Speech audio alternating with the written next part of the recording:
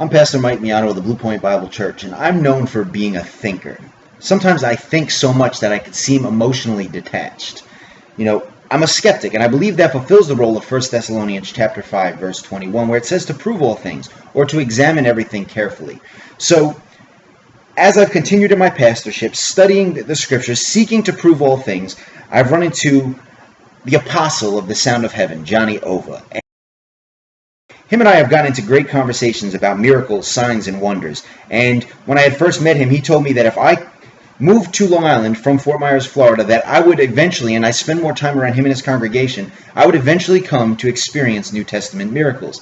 So this past week, I visited Mosaic Church in Bohemia and listened to Ken Fish speak about revival fire. And he was speaking about how God is doing something different in our times. So he said the operative question is, what is happening now?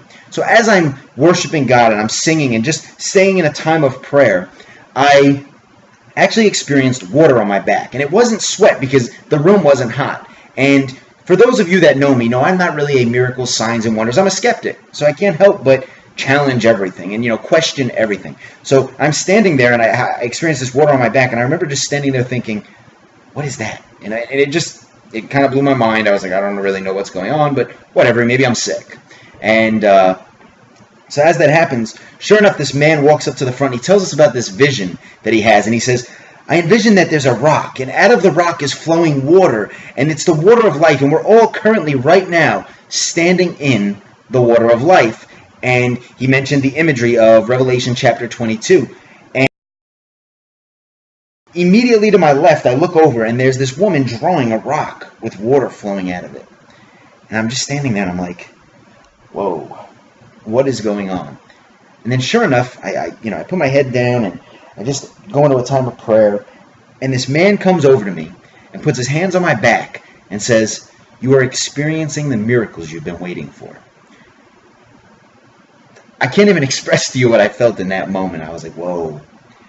And I'm not from a charismatic Pentecostal background. So this is not something that's normal for me to experience or for me to be all excited about. But I'll tell you what. What this proved to me is that Reformation and revival are coming to Long Island.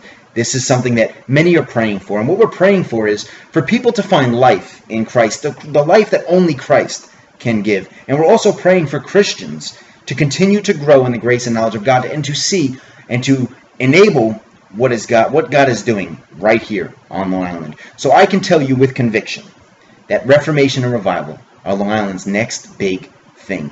Get involved. Begin your life today. Visit longislandsnextbigthing.com and learn more about what is happening on Long Island.